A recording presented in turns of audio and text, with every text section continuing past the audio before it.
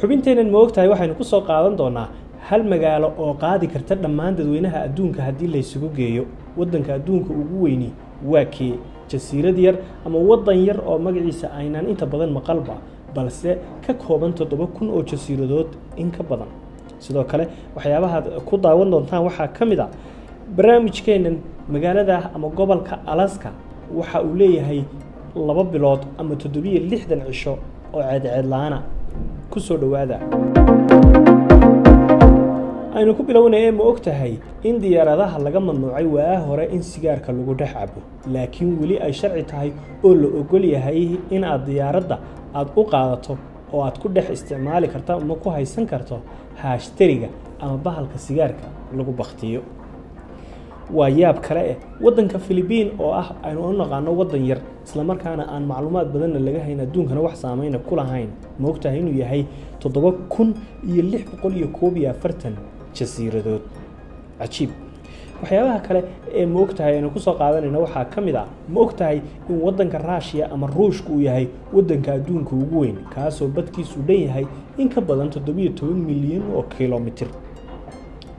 laakiin dadkiisu aanay aad u badnayn haddaba waa maxay sababta uu dhul ballaarsiga u raadiyo ee uu ugu duulo dalal badan oo Georgia iyo waliba Ukraine ay ka mid tahay isagoo oo gobol ka qabsada dalalkaasi inta badan dadka Ruushku ay raadiyaan dhul ay qabsadaan sababtu waxa weeye dhulkiisa inta badan waa Siberia gobolka loo yaqaan ee Saxaraha ama Saxara barafeedka ah oo ah dhul barafku uu inta badan fadhiyo boqolkiiba 4 wax ka yarna ay degaan dhulkaasi oo ah dhulka ugu badan ee Russia haddii aynu ku sii socono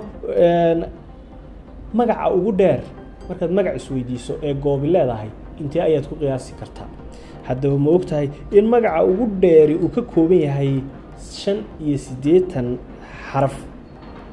kaas oo ah goob ku taala waddanka New Zealand cajiib waa 85 xaraf magaca sidee ayaa loo akhri karaa magacyadeena 6 xaraf ee Maxamed iyo Maxamuud ay ka mid yihiin ay inta badan dadku soo gaabsadaan dad badan inay Maxamed Mo ay ku bedeshay waa hagaag aynu ku sii soconay ma ogtahay in magaalada California ee dalka Mareykanku ay tahay goobta ugu weyn ee cuntada adduunka soo saarta ama supplierka ugu weyn ee dhinaca cunto soo saarista adduunyada oo dhan gaarsiisa haddii aynu wali ku sii socono ma ogtahay in waddanka Australia inuu yahay waddan kaliya waxa laga wadaa inuu yahay waddan kaligii jasiirad ah oo aan lahayn xuduudo dhuleed dalal kale balse ma ogtahay haddana inuu yahay waddankaasi kaliga ahi uu kaligii yahay qaarad dhan oo ka mid ah 7 qaaradood ee adduunka aynu ku sii socono New York waa magaalo madaxda dalka Mareykanka ee dhinaca dhaqaalaha ama waddankaasi ugu caansan Mareykanka waxay leedahay baa la yiri cayayaano iyada u gaaran adduunyada kale kuma nooleyn oo waliba ay ugu caansan tahay nooc ka mid ah quraanjada oo adduunyada kaleba aan laga helin oo New York laga helo waa hagaag gobolka Alaska ee dalka Mareykanka oo ah gobol inta badan taariikhdiisa aynu ku maqalay in dalka Mareykanku uu ka iibsaday dalka Ruushka haddaba gobolkaasi Alaska ma ogtahay in sanad kasta ay November cadceedu ka dhacdo bisha 11aad iyadoo u soo baxda bisha January ee sanadka dambe waxaana taasi ka dhigan tahay in 760 maalmood aan wax ceed helin gobolkaasi miyaad ogeyd oo hore miyaad u maqashay ugu dambayna haddii dadweynaha adduunka oo dhan la isugu geeyo magaalada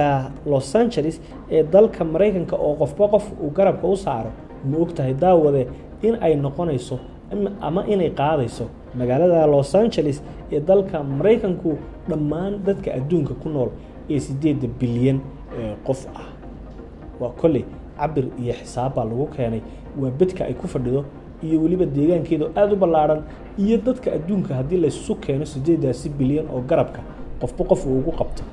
inta ay qaadan lahayd hagaag xaqiiqooyinkaasi cajiibka qaybta koowaad intaasi hadii aynu daawadayaal ay inoogu dhan tahay tan intii barnaamijkan madamada isugu iman doono subscribe like share hadii aad ka heshaan soo gudbiya ama nala wadaaga fariimahaas